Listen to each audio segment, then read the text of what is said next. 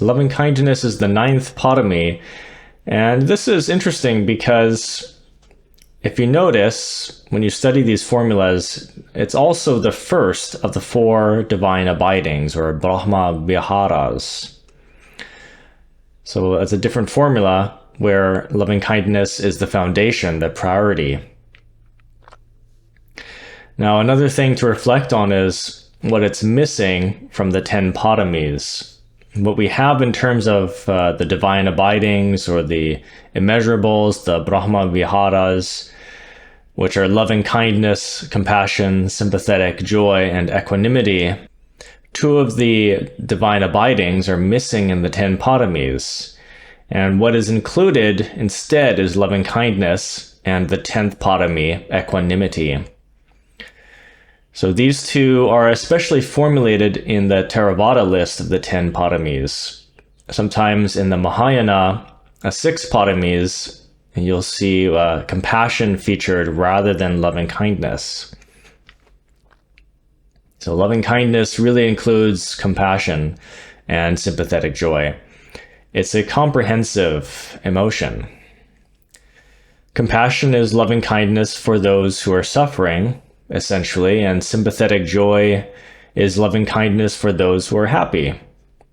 So loving kindness for beings without considering whether they're happy or unhappy, suffering or not, is the master emotion, if you will, the general feeling. And it's also a way that we're organizing these emotions or categorizing them. Compassion, sympathetic joy are, as I said, specifications of this general emotion, subcategories. Equanimity is another category that we'll talk about in a later talk. But loving kindness, the simile is as the rain falls everywhere without discrimination, the loving kindness is radiated out. A true loving kindness, altruistic loving kindness, is radiated out without concern for where it falls. So sometimes it will fall on your direct enemies, sometimes on your friends, and of course on yourself, as rain does not discriminate. This kind of simile of rain occurs to literary people as well. It occurs in Shakespeare with his beautiful phrase, the quality of mercy. Something like loving kindness. The quality of mercy is not strained, but so he says, the quality of mercy is not strained, but droppeth as the gentle rain from heaven upon the earth beneath. A beautiful, elegant Shakespearean observation, and the simile of this emotion being indiscriminate as is rain. So the benefits of loving kindness come to the radiator of that emotion. One has to realize, as one develops these paramis, that there is no holding back from radiating love and kindness to all beings, because there is no benefit to holding back on that. There is no loss to the one who radiates goodwill, even to one's enemies, even to the most evil beings in history. We can afford to radiate goodwill to them because we are the beneficiaries of that. They may not even be aware, of course. Radiation of loving kindness doesn't mean that everybody suddenly feels, somebody loves me in the world. Sometimes people are under the impression that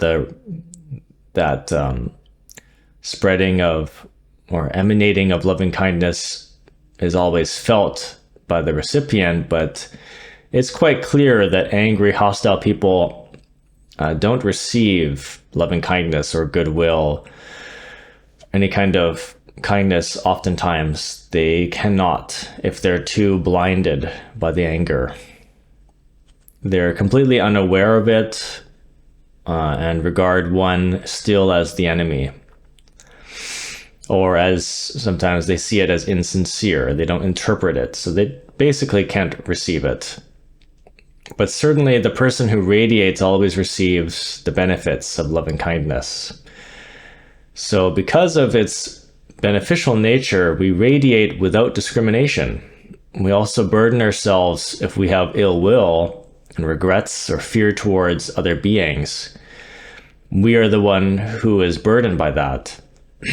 So this is, or it's that letting go of discrimination that resolves so many psychological issues, to realize that we are always the beneficiary of this. And of course, other beings are as well. One of the reasons why we do radiate loving kindness is that we know that the core issue of any being's misbehavior or evil and so on is ultimately ignorance. No one inflicts pain upon themselves or anybody else out of knowledge. Or you could still say that some do knowingly. They seem to be aware to some extent of what they're doing, but they don't realize the true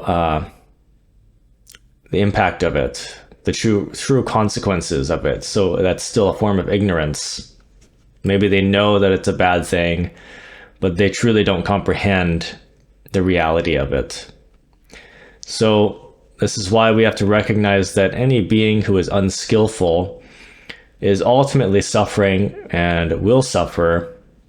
They will receive enormous repercussions, especially if they practice negative actions towards those who don't have ill will towards them.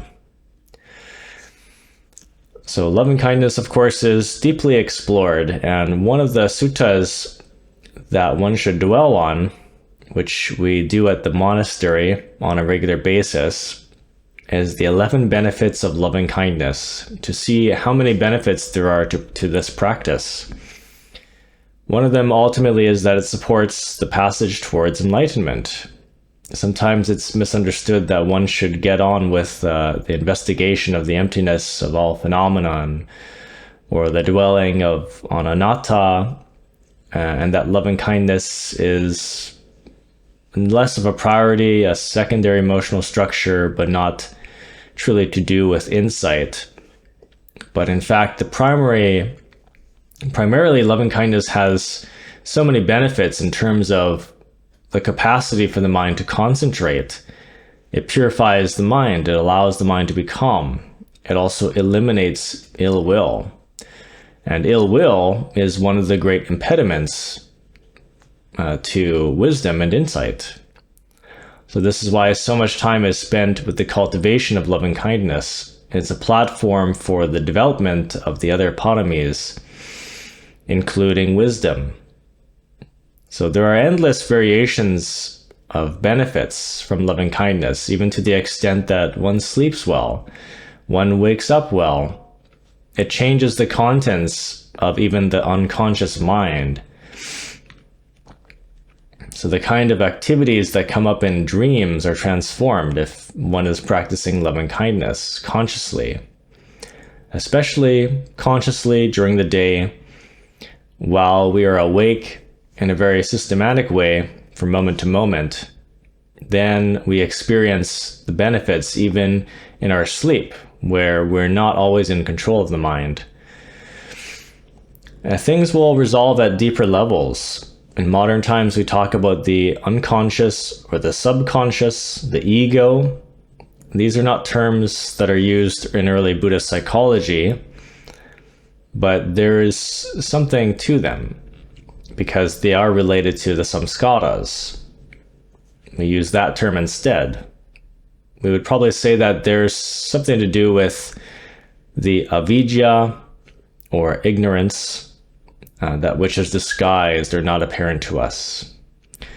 Loving kindness opens up these deep hidden elements. We can observe and uncover our hostilities toward ourselves and towards others through the practice of loving kindness. So it softens and lubricates the mind, and this allows the abundance of the other sublime abidings to flourish.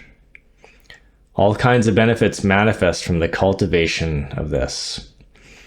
And that's why it's so critical to the development of the other paramis as well.